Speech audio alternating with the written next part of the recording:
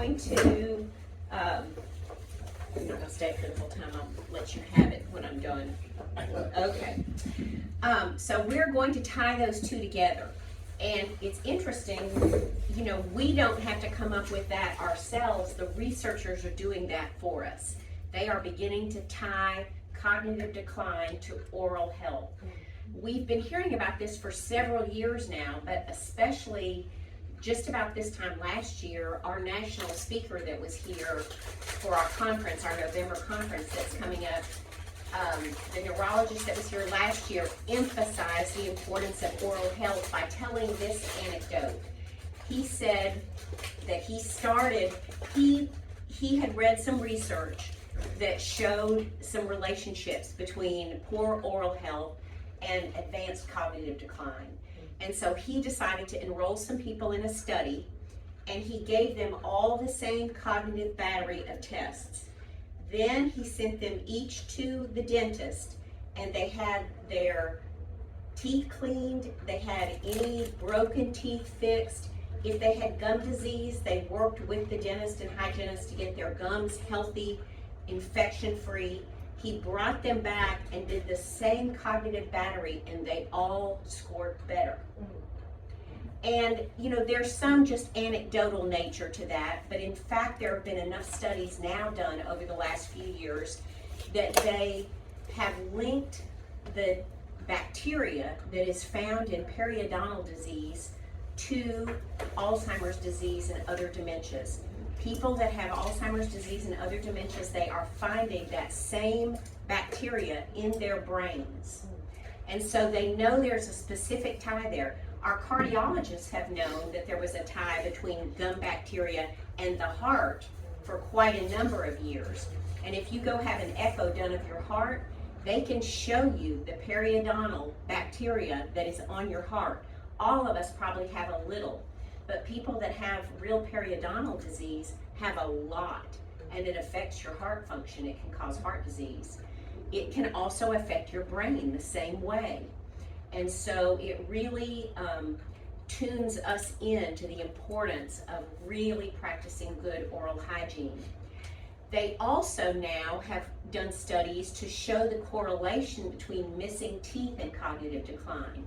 So for instance, somebody that's missing 20 teeth has a 31% higher chance of developing dementia. Somebody who's missing all of their teeth has a 54% higher chance of developing dementia. So there is more and more established research now that shows the critical tie between how we care for our mouths and our teeth and what is happening in our brain. So this makes for us oral health, this jumps oral health up to that top tier of risk reduction strategies that we can do. So we know two things related to dementia.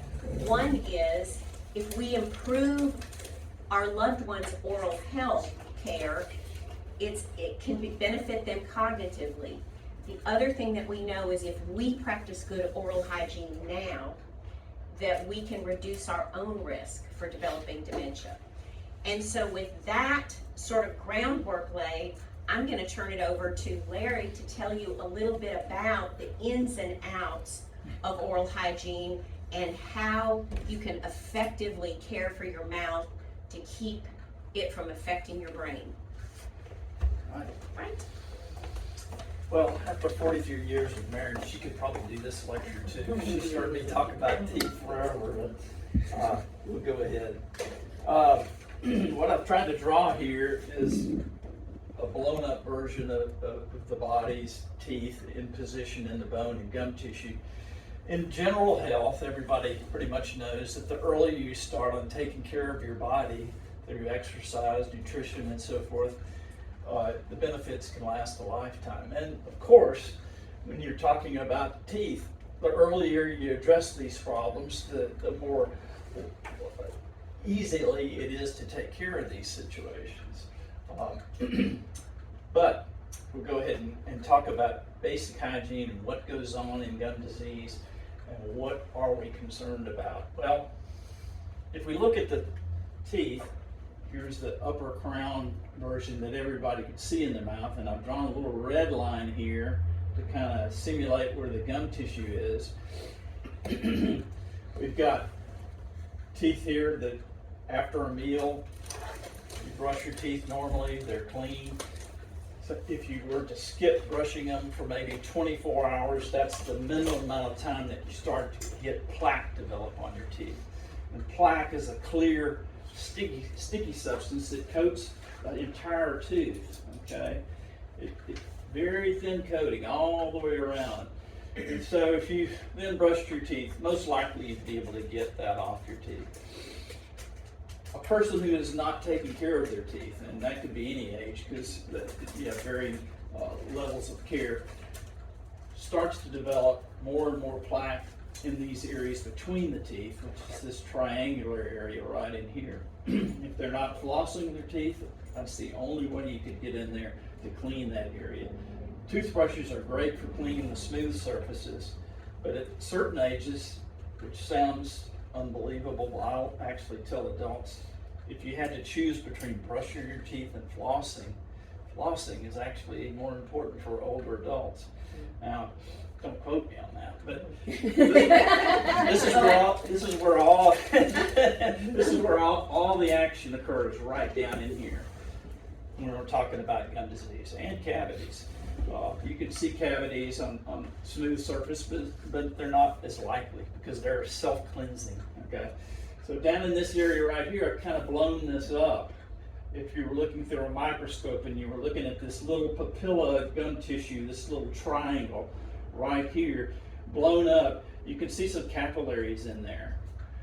And it goes down and it attaches to the tooth like this, and usually that's a 2 or 3 millimeter distance, so that when you're brushing, your brush can flex and go underneath the gum line and reach those areas. Floss goes between the teeth and gets down to those areas. And when you're flossing, let me just go ahead and address this. You don't just slide it straight down. You try to hug the tooth like this, like a C around the tooth, and then slide it down. You don't go straight down into that gum tissue or you'll tear it or you'll damage it. So that's just the basic. But, so we want to try to keep this area clean too. In areas where we're not keeping up with this, you can see we've got little capillaries that run through that little papilla all the way through there. And if you leave a lot of tartar up here and it starts to build up on the top, now tartar is just plaque that's been left there for days and it starts to calcify. And even though you're brushing it, it's calcified on there and you're not able to get it off. The only person that can get that off is the hygienist at the dental office. You don't want to go in there and try to scrape that off yourself. That's a professional job. So if this is built up there, this gum tissue starts to get inflamed. And what's inflammation? Inflammation is just an expansion of those blood vessels in the tissue there. They get bigger and bigger. The volume of blood that they're carrying through them is bigger. And that's what causes gums to get red, is the capillaries get bigger in those areas. So it would be nice, hey, he may not be doing a very good job of brushing his teeth, but he's gone to the dentist and he's got that tartar off and everything kind of settles back to normal and gum tissue recovers a little bit. And this is a minimum time of twice a year to make sure that that doesn't develop. I mean, I go get my teeth cleaned. I got them cleaned Monday by our hygienist, and she does them twice a year to get this tartar off, because I'm pretty good at flossing and brushing my teeth, but everyone still develops tartar and plaque, okay? So you got to get that off of there for this tissue to be healthy. What happens if you don't go to the dentist and get that off? Well, this is constantly building up here and getting larger and larger, and the tissue is starting to get more and more inflamed. And guess what? Now when I brush my teeth, my gums are bleeding. You know? And you'll hear people say, you know, that's normal for me. They've always bled, you know, that's in my family. Well, bleeding gums are not healthy gums, straight away. If all this was gone and there was no plaque, those gums would not be bleeding. Okay, it's not any more mysterious than that. Okay, get all that off, the gum tissue recovers, heals back again, okay? Now at certain levels, that being there longer and longer, that starts to get infected because it's an untreated, unhealthy situation.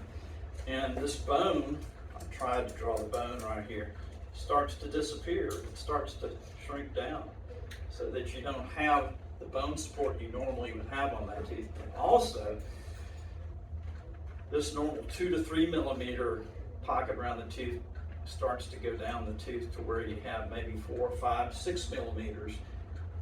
Harder to clean for the patient, harder to clean for the hygienist, but she's equipped to do that.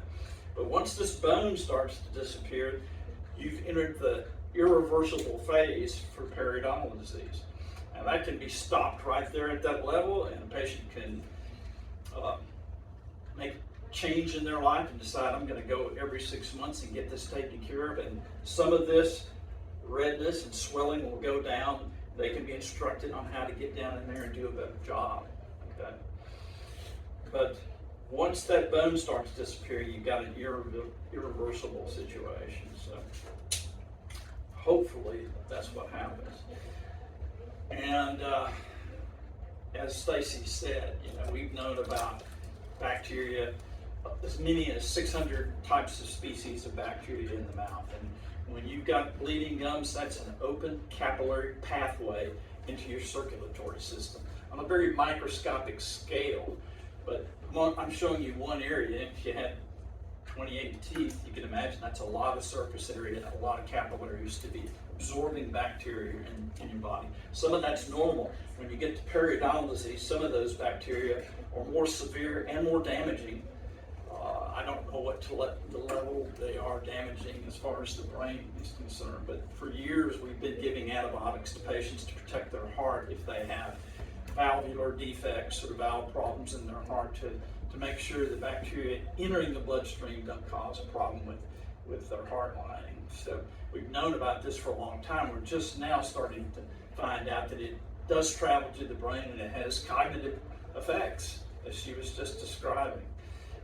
So we want to keep these capillaries and surrounding areas, not just to keep your teeth, but to keep your brain health good.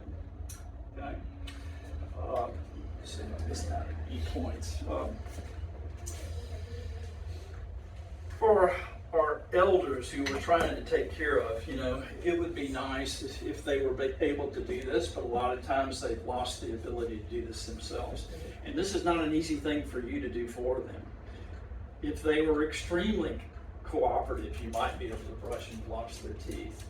But I can imagine that would be difficult, Most of my elderly patients who start to lose their ability, they normally, and many of them have been coming every twice a year for years, and they start to lose their ability to take care of themselves. We bump them up to maybe 3 times a year, maybe 4 times a year, because a lot of times in the settings that they're in, they're not getting really good oral hygiene care, and I've seen that forever. It's a difficult thing to deal with. It's hard in the settings that they're in. Ideally, if they could be in the dental office and at least get those cleaned 3 or 4 times a year, even though it's expensive, it's something you can kind of rest easy about, that it's at least being taken care of 4 days a year. It's the other days we kind of worry about, but eliminating those hard deposits make everything easier to clean. So that's what the hygienist is responsible for.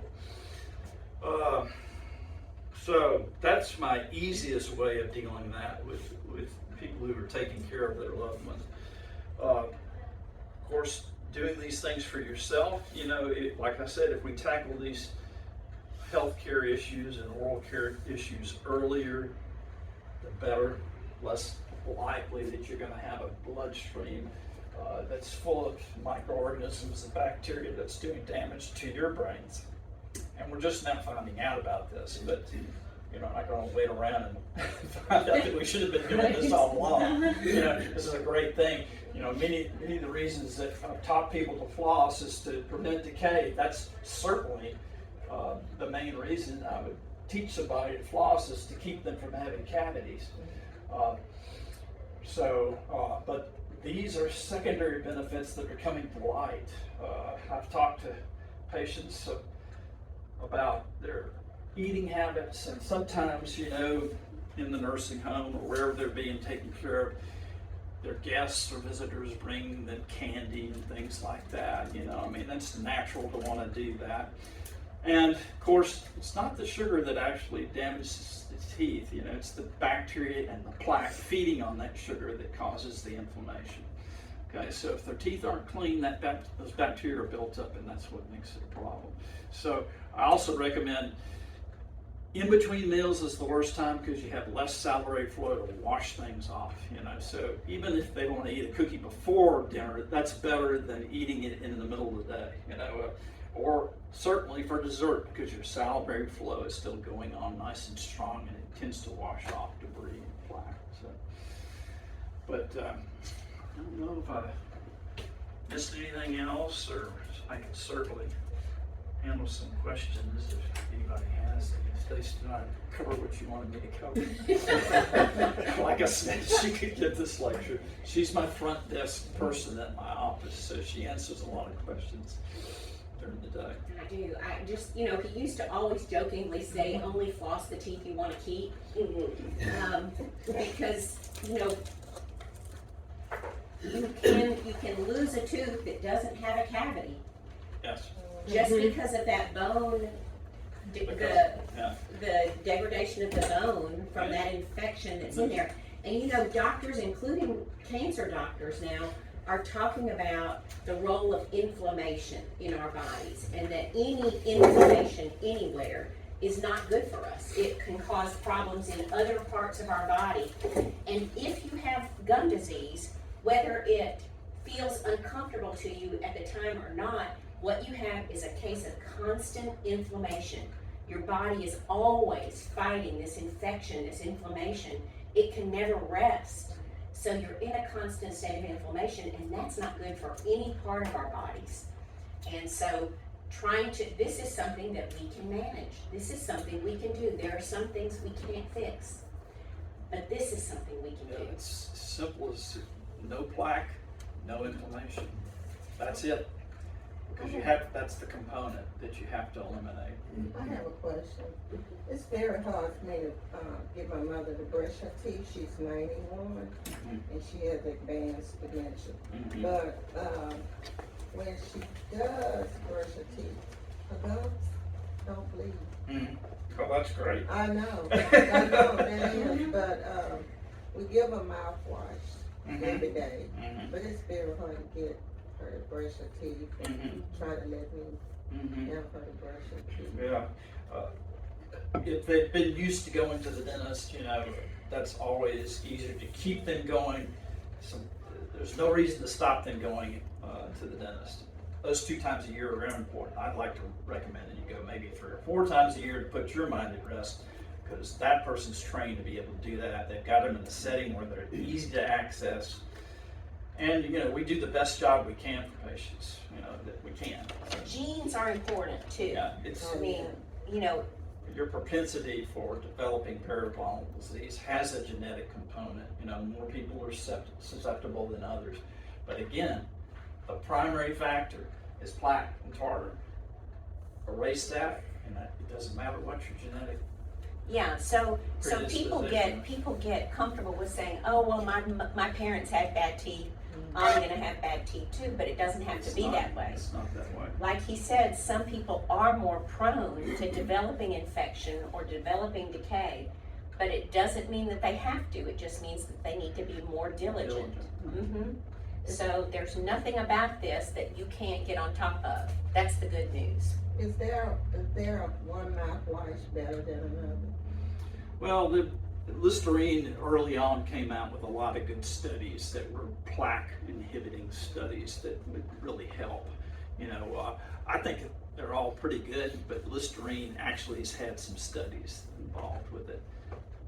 So, you know, even you know, using peroxide on your toothbrush is pretty good. That helps flush out a lot of bacteria if it's been a while since somebody's had any attention, it tends to bubble out a lot of debris and things like that. It doesn't taste that good though, so you might want to keep some scope handy for a rinse after that, you know. What's your opinion of water flossing versus stream flossing? Water flossing is better than no flossing, but water flossing is not as good as floss. I don't care what they say on TV. It's a mechanical effect on that tartar and that plaque. And water, you know, even though it's a high jet, it doesn't get between here as good as floss. You know? But I was saying, if people say, hey, they can't floss, they just can't handle it. Well, I'd say the water floss is better than no floss. You know, and those regular visits. Because they're not going to do as good as somebody that's flossing. They're going to have more deposits when they come in to get it clean. So I'd say do that. It's better than not. Well, I find that my husband just rebels against flossing, but I got some of these little kicks that have got that much flossing, and he will use those, but I kind of think they're just a play toy. Well, if he's using them effectively, which is Probably not. Well, but the I hygienist, in there when you know, he's doing it. You the know. hygienist that takes care of them should be able to say, this isn't working for you. If there's nobody evaluating it, we're not going to know.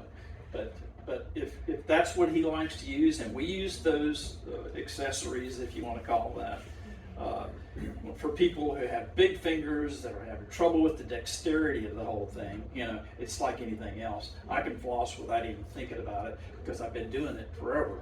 But when somebody's learning how to do that and learning how to manipulate floss, Big hands is hard. it's hard, and the hygienist works with our patients to teach them and watch them do that. So. Well, and I also would like to say, Stacy, I called you one time, and you were so kind and explained to me, you know, a lot of things that were going on, and relieved me from my trips that I had to those warehouse dentists. And I finally ended up going to a third one, and he, I guess, said what I wanted to hear.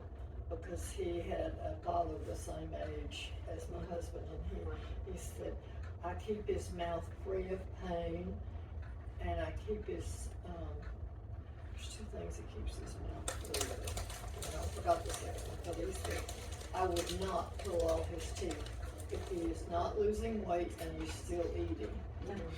So that's Pull their teeth, no. that's what you did.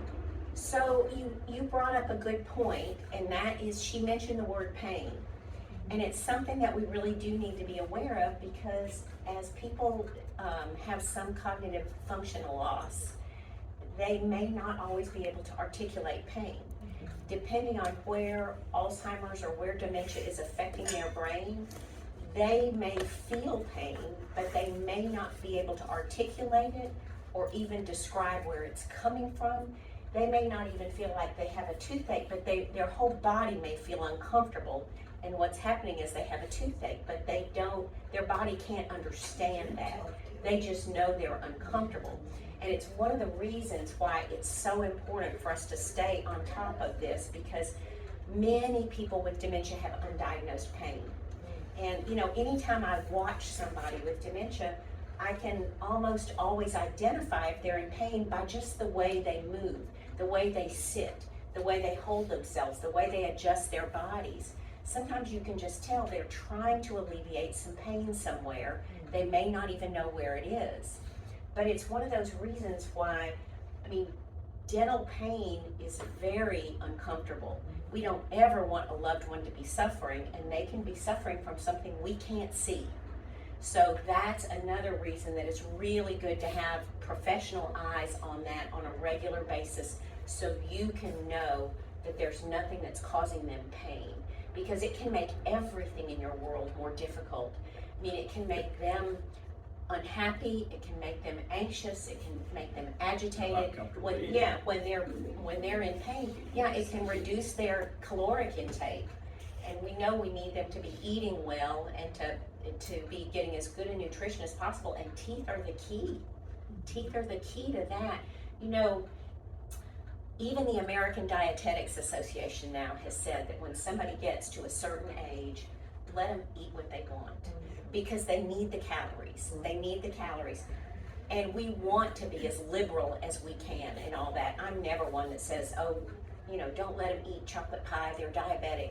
Well, you know what, if they're 90 years old and they're diabetic and they've got Alzheimer's disease and they want chocolate pie, there's good stuff in there too, you know, and there's calories, you know, so we say that, but it does make their dental care more of a concern.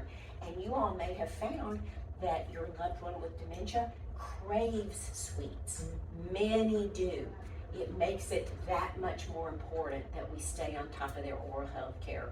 We don't want to deprive them of the things they want. It's one of the things that they can still enjoy, is good food and things that taste good to them. So, And if their teeth are clean, it's not the sweets that are causing the damage. It's the plaque and tartar and bacteria that are causing the damage.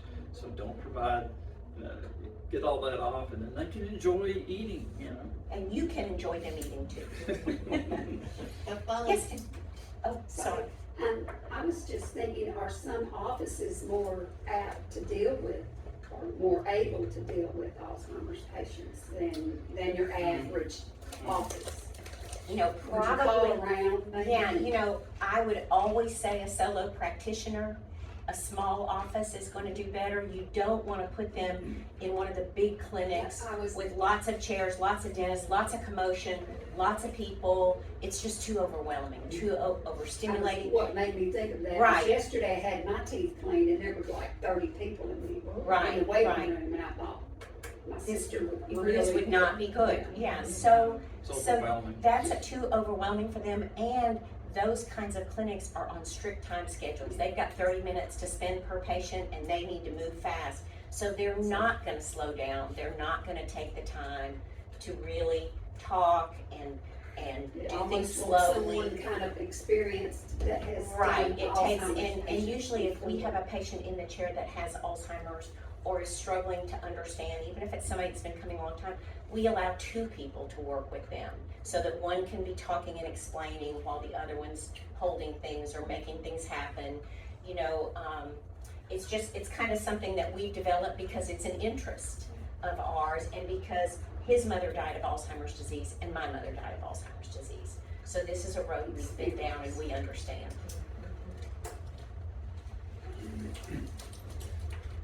I think that's it. Did you have something else you wanted to well, I share? just wanted to add that my kids have finally learned not to give their dad a sack of Snicker candy. And I finally taught them to give them to me. And I deal them out So to you him. can Yeah, dole there them, you yeah, go. yeah, He doesn't eat the whole bag in one sitting. Right. And that's how they do when they crave something, they just don't know when to stop. Right, right. Well, their brain doesn't communicate that they've had enough, so we understand that. Well, this is informative, I've got more information. My wife has been reluctant to go to the dentist. She brushes 3 times a day, she Uh-huh. flosses all the time, Uh-huh. and she doesn't seem to have any problem, but she has not actually gone to, and Right, had her right. teeth cleaned in a while, so I will. Yeah, it's something to start working towards. Yeah, yeah, and, you know, the ideal thing is, you know, like my dad is 92, and he's got all his teeth, and he is very proud of that, as he should be. And we go get him and bring him to have his teeth cleaned every 3 months, because he doesn't have the dexterity, he's got arthritis in his hands, he doesn't have the dexterity.